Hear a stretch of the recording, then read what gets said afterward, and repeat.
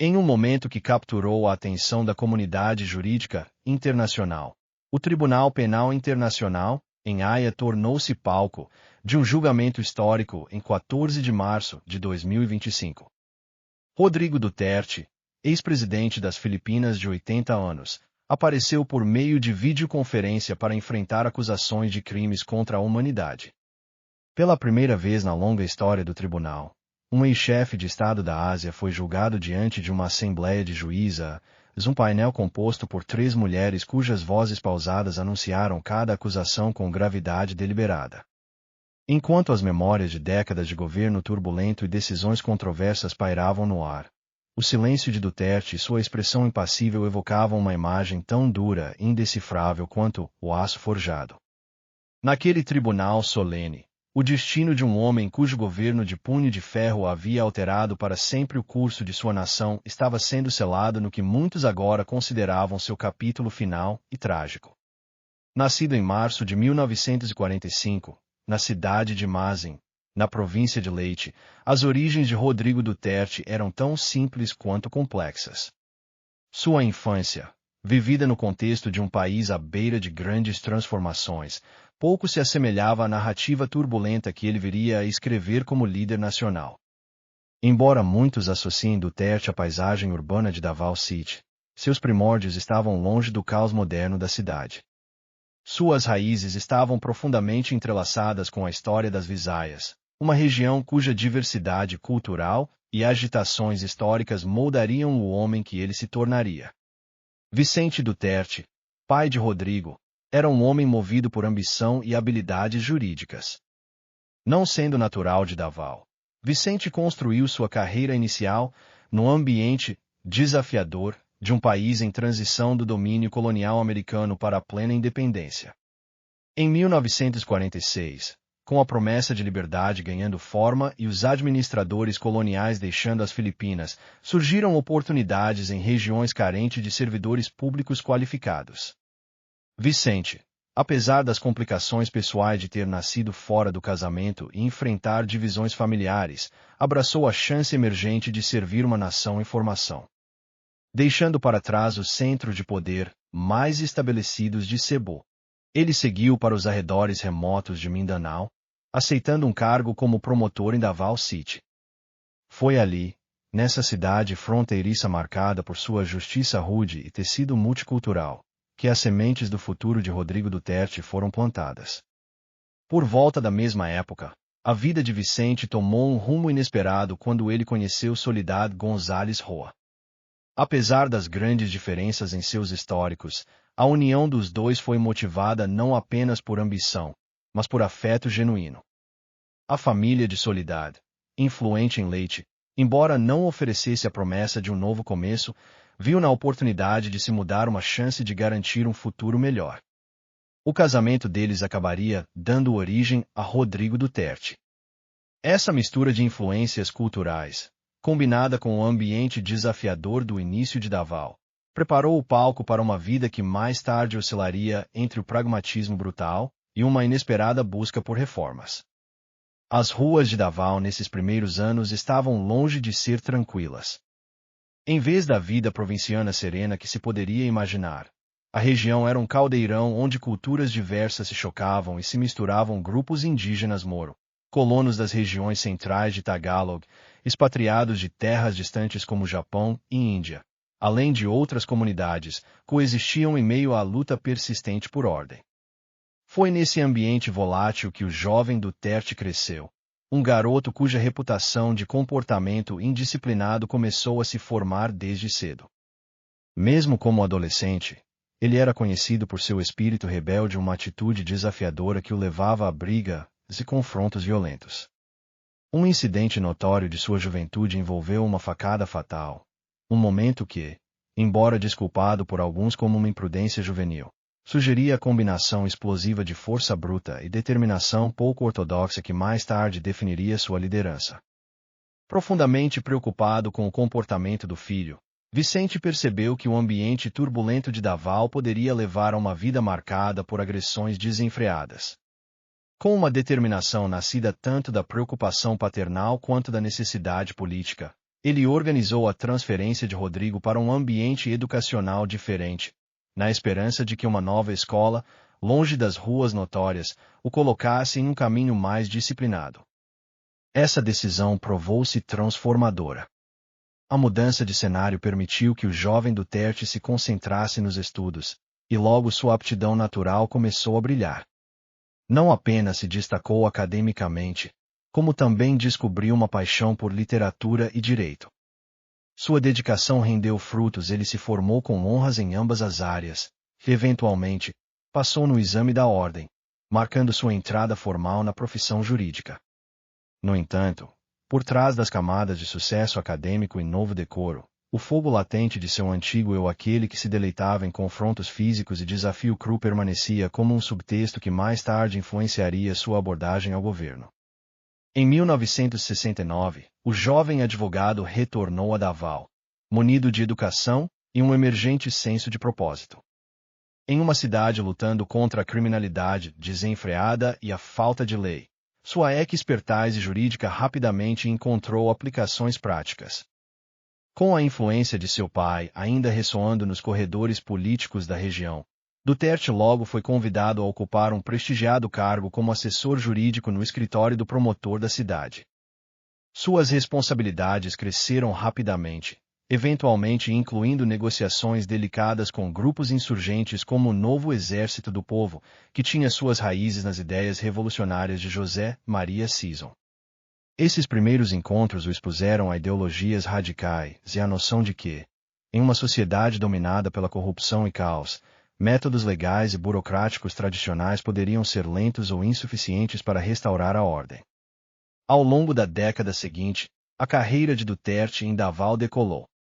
Ele subiu nos cargos de assistente adjunto e, finalmente, a promotor-chefe da cidade, demonstrando um senso estratégico aguçado e uma determinação inflexível.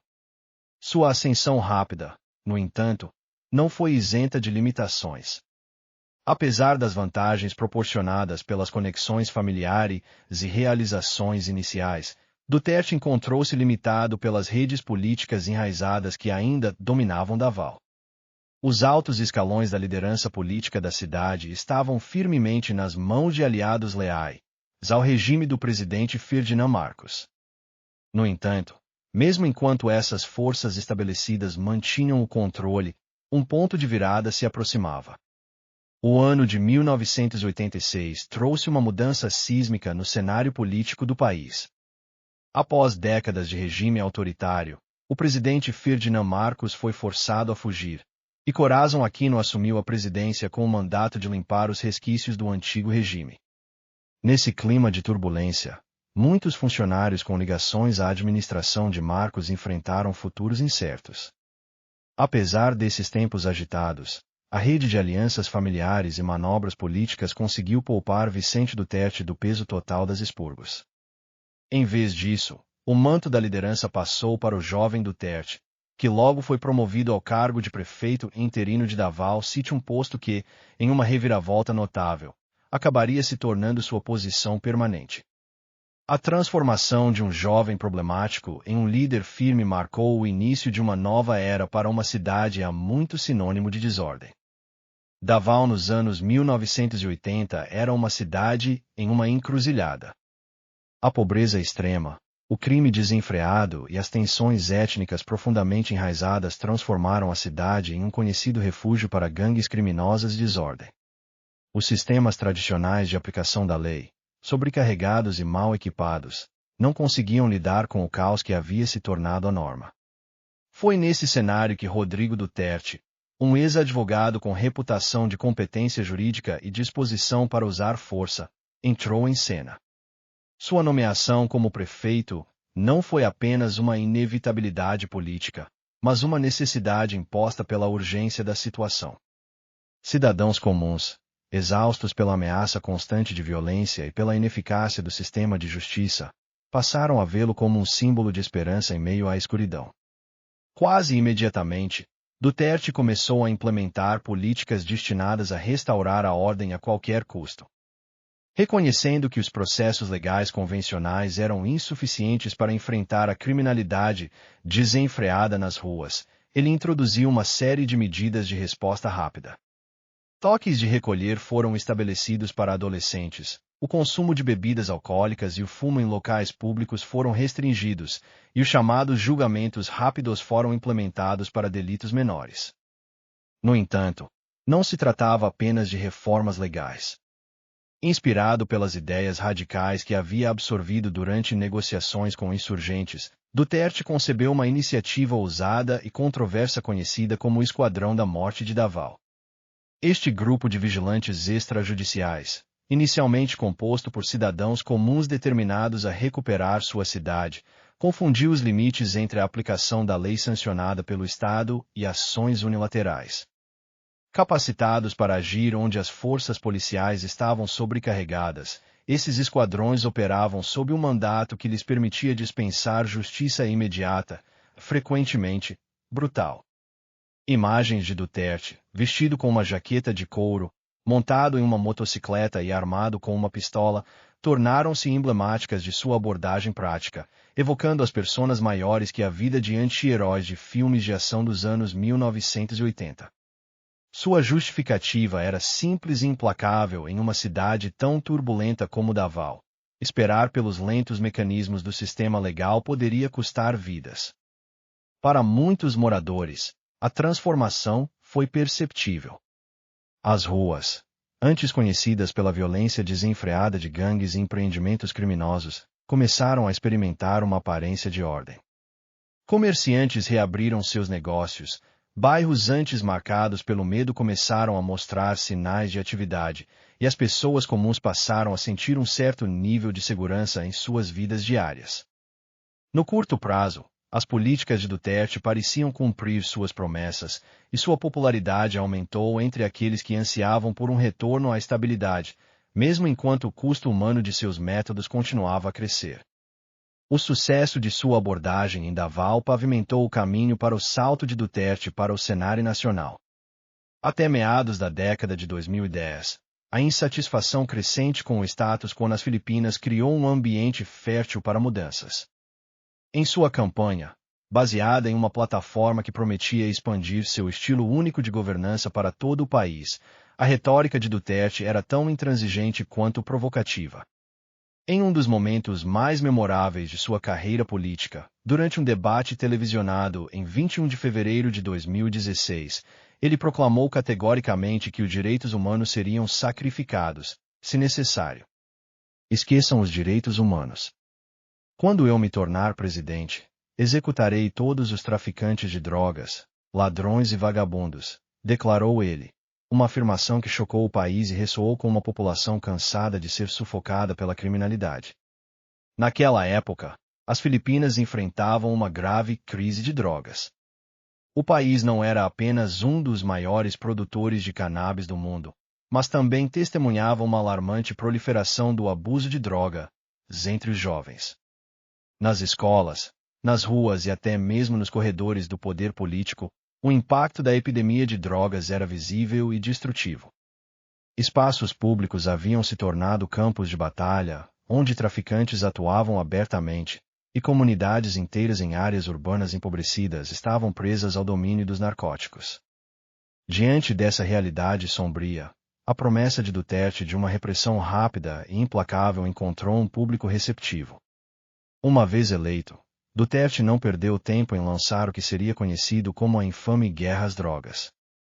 A estratégia era radical, em sua simplicidade capacitar as forças de segurança a agir imediatamente, contornando o processo judicial prolongado que normalmente atrasaria a aplicação da justiça. Sob essa política, traficantes e usuários de drogas eram sujeitos a execuções sumárias, uma medida que, embora produzisse resultados rápidos, também levou a uma onda de assassinatos extrajudiciais. Um sistema de incentivos em comum foi criado. Agentes da lei poderiam receber bônus de até 600 mil pesos filipinos por eliminar grandes traficantes de drogas. A política chegou ao ponto de legalizar uma forma de vigilantismo, autorizando cidadãos comuns que testemunhassem transações de drogas a intervir, às vezes com força letal, em troca de recompensas financeiras. As consequências dessa abordagem transformaram o país em um campo de batalha. Em muitas áreas urbanas marcadas pela pobreza, jovens foram recrutados da noite para o dia como caçadores de recompensas, enquanto criminosos estabelecidos, antes protegidos pela corrupção e impunidade, tornaram-se alvos. Em 2017, a prisão de quase 87 mil suspeitos de drogas, a investigação de altos funcionários por corrupção e a apreensão de bilhões de pesos em narcóticos destacaram a natureza agressiva da política de Duterte. Contudo, o preço foi alto. As mesmas medidas que trouxeram um certo nível de segurança também levaram a uma violência indiscriminada. Relatos de corpos desmembrados, demonstrações públicas de brutalidade e a perda trágica de vidas inocentes tornaram-se manchetes recorrentes. Críticos rapidamente compararam essas práticas ao vigilantismo sancionado pelo Estado, argumentando que elas corroíam os princípios fundamentais do devido processo legal e da presunção de inocência. Além do impacto imediato na segurança pública, a guerra às drogas enviou ondas de choque por todos os aspectos da sociedade filipina. O sistema de justiça criminal, já sobrecarregado, cedeu sob o volume esmagador de casos e as crescentes pressões da justiça rápida e sumária. Prisões ficaram superlotadas com infratores de drogas, muitos dos quais se entregaram não por arrependimento, mas porque a alternativa era um destino imposto nas ruas. Mesmo enquanto as forças de segurança reivindicavam vitórias contra os cartéis de drogas, os danos colaterais, famílias destruídas, comunidades dominadas pelo medo provocaram um intenso debate sobre o verdadeiro custo da segurança. Embora sua juventude tenha sido marcada por controvérsias e episódios de comportamento violento, a transformação de Rodrigo Duterte em um líder político formidável foi impulsionada por alianças estratégicas e uma compreensão refinada do complexo cenário político das Filipinas. Um dos capítulos mais intricados de sua trajetória política ocorreu durante os ventos de mudança que varreram o país após a destituição de Ferdinand Marcos, em 1986. Aproveitando o momento, a ascensão de Duterte ao poder foi reforçada pela intervenção oportuna de parentes influentes e alianças cuidadosamente construídas. Sob a tutela de seu pai, ele assumiu o cargo de prefeito interino de Davao, uma posição que não apenas lhe conferiu a autoridade administrativa, mas também lhe permitiu experimentar políticas que mais tarde definiriam sua carreira. Ao longo de mais de 2 décadas, sua abordagem autoritária transformou dramaticamente uma cidade antes sinônimo de caos. Contudo, os mesmos métodos que lhe trouxeram popularidade também plantaram as sementes e desafios futuros, tanto legais quanto políticos. Nos meses que antecederam o mandato presidencial de 2021, especulações sobre as intenções de Duterte em estender sua influência política começaram a ganhar força. Os limites estritos da Constituição tornavam inviável uma extensão direta de seu governo, levando-o a elaborar uma estratégia que garantisse a continuidade de sua dinastia política. Em novembro de 2021, uma aliança inesperada foi formada com a influente família Marcos, uma união de conveniência e cálculo político que posicionou sua filha, Sara Duterte, como candidata ao lado de Ferdinand Bongbong Marcos Jr. O acordo foi projetado para eventualmente transferir o poder para Sara, assegurando o legado de Duterte muito além de seu mandato presidencial. No entanto, a aliança logo revelou suas fissuras. Já no cargo, Marcos começou a minar as promessas anteriores, marginalizando Sara ao negar-lhe a vice-presidência e até mesmo iniciando um processo de impeachment contra ela com acusações questionáveis. Em resposta, Duterte divulgou um vídeo contundente no qual ridicularizou seu adversário político, ameaçando expor evidências incriminatórias, incluindo gravações que ligavam Marcos Jr. a atividades relacionadas ao tráfico de drogas. Até mesmo Sara Duterte emitiu alertas que destacaram a natureza perigosa do cenário político, um ambiente onde ambições pessoais colidiam diretamente com o poder do Estado, frequentemente com desfechos brutais. Os conflitos políticos internos nas Filipinas se intensificaram ainda mais no início de 2024, à medida que o escrutínio internacional crescia. Com a pressão renovada do Tribunal Penal Internacional e o aumento do descontentamento doméstico, o país se viu à beira de um precipício político. Em 5 de março de 2024, Duterte, acompanhado por sua filha, iniciou uma viagem de campanha a Hong Kong, amplamente interpretada como uma tentativa de mobilizar apoio entre a vasta diáspora filipina. Nos dias seguintes, alegações sensacionalistas surgiram na mídia local sugerindo que o TPI já havia emitido um mandado de prisão contra ele, alegações que, embora não verificadas, alimentaram ainda mais o clima de conflito político. O ponto de ruptura ocorreu na manhã de 11 de março, quando milhares de policiais convergiram para o aeroporto internacional de Manila.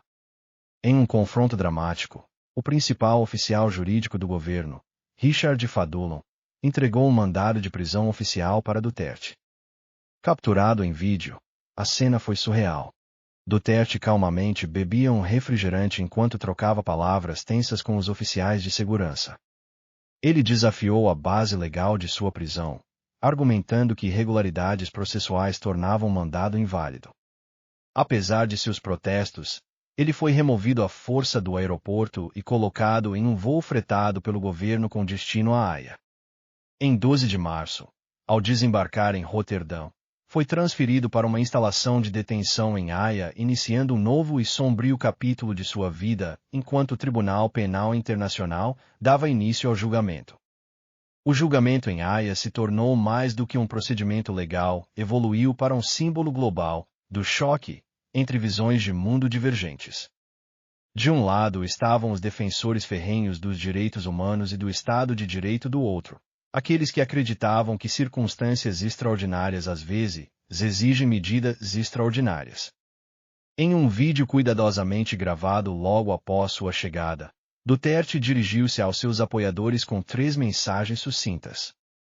Ele os tranquilizou sobre sua saúde física, incentivou os oficiais de segurança a continuar com suas funções, apesar do peso que agora recaía sobre eles, e ofereceu um último adeus às Filipinas, afirmando que cada ação tomada por ele havia sido com a intenção de beneficiar o país. Para muitos filipinos, essas palavras medidas encapsularam o paradoxo de um líder que emergiu dos tumultos das brigas de rua para personificar tanto a promessa de segurança quanto o custo de um governo autoritário. Mesmo com o julgamento em Haia em andamento, o cenário político doméstico nas Filipinas permanecia profundamente dividido.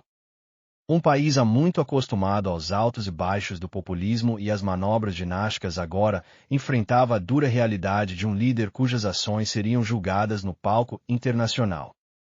O legado de medidas extrajudiciais, o desmonte de mecanismos de controle e equilíbrio, e as dolorosas memórias de comunidades marcadas pela violência serviam como um lembrete de que a busca pela estabilidade frequentemente exige escolhas difíceis e sacrifícios profundos. Ao refletir sobre a vida e o legado de Rodrigo Duterte, torna-se evidente que sua trajetória é um mosaico de ambição, controvérsia e a incansável busca pela ordem. Sua transformação inicial de jovem rebelde para um respeitado jurista estabeleceu as bases para uma carreira definida pela disposição de enfrentar o caos de forma direta. Suas políticas em Davao, embora brutais em sua execução, trouxeram alívio imediato a comunidades atormentadas pela ausência de lei. E sua subsequente ascensão ao poder nacional, sustentada por uma retórica radical e uma promessa de erradicar o flagelo das drogas, ressoou com milhões que acreditavam que apenas ações decisivas poderiam restaurar a dignidade e a segurança em uma sociedade fragmentada. No entanto, enquanto os pratos da balança da justiça continuam a ser pesados nos tribunais internacionais e no discurso público, a lição duradoura da era Duterte é que a busca pela segurança por meio de medidas não convencionais tem um preço elevado. Os sacrifícios feitos em nome da ordem, execuções extrajudiciais, o enfraquecimento de salvaguardas legais e as profundas cicatrizes sociais deixadas nas comunidades permanecem como um lembrete contundente de que o caminho para a estabilidade é repleto de perigos. O julgamento internacional, agora se desenrolando com toda sua carga dramática e gravidade, é um testemunho do conflito contínuo entre os imperativos da segurança do Estado e os princípios inalienáveis dos direitos humanos. Enquanto as Filipinas avançam, seu futuro permanece incerto, uma nação ainda lutando com o legado de um líder que, para o bem ou para o mal, redefiniu os limites do poder. Os debates provocados por suas políticas continuam a influenciar o discurso político, servindo como um alerta sobre os limites do pragmatismo autoritário em um mundo que valoriza cada vez mais a responsabilidade e a justiça. O julgamento em Haia pode não resolver todas as questões complexas levantadas por seu governo, mas serve como um lembrete duradouro de que nenhum líder, por mais resoluto que seja, está imune às demandas da história e do Estado de Direito. Nesse contexto, a narrativa de Rodrigo Duterte transcende uma simples dicotomia entre heroísmo e vilania. É a história de um homem moldado por seu ambiente, movido tanto por convicções pessoais quanto pelas duras realidades de uma nação em turbulência. Sua ascensão das tumultuadas ruas de Davao ao palco internacional é um testemunho da complexidade da liderança em um mundo onde a linha entre ordem e caos é perigosamente tênue. A eficácia de suas medidas no curto prazo contrasta nitidamente com as consequências de longo prazo, de um legado definido tanto pela transformação quanto pela tragédia. Em última análise, a vida e a carreira de Rodrigo Duterte formam um retrato intricado do preço da ordem em uma sociedade desesperada por estabilidade. Seu mandato, marcado por iniciativas ousadas e controvérsias igualmente marcantes, continuará a ser analisado por estudiosos, formuladores de políticas e cidadãos por gerações. À medida que o Tribunal Penal Internacional prossegue com o julgamento, o mundo observa não apenas para determinar o destino pessoal de Duterte, mas para lidar com as implicações mais amplas de um modelo de governança que caminha na linha tênue entre a necessidade pragmática e a transgressão moral. A história de Duterte é, em última análise, a história de uma nação em uma encruzilhada a um país onde o desejo por ações rápidas e decisivas colidiu com a necessidade duradoura de justiça e devido processo. Seu legado, com todas as suas contradições, nos lembra que a busca por segurança não pode vir às custas dos princípios fundamentais que definem uma sociedade livre. À medida que o julgamento avança e a comunidade internacional debate o equilíbrio entre direitos humanos e governança eficaz, as Filipinas continuam a navegar por um futuro incerto, moldado pela marca indelével de um líder cujos métodos, embora eficazes na restauração da ordem, exigiram um pesado custo humano e moral. Em conclusão, a narrativa de Rodrigo Duterte encapsula a tensão persistente entre os imperativos de segurança do Estado e os direitos inalienáveis do indivíduo. Seus métodos trouxeram melhorias imediatas na segurança pública para muitos filipinos, mas também comprometeram padrões legais e éticos fundamentais, deixando um legado tão profundamente contestado quanto transformador. O julgamento em Haia, agora em andamento, é uma reflexão profunda sobre a natureza da responsabilidade na governança, um testemunho do fato de que mesmo o líder mais determinado deve, eventualmente, responder pelas escolhas feitas em nome da ordem.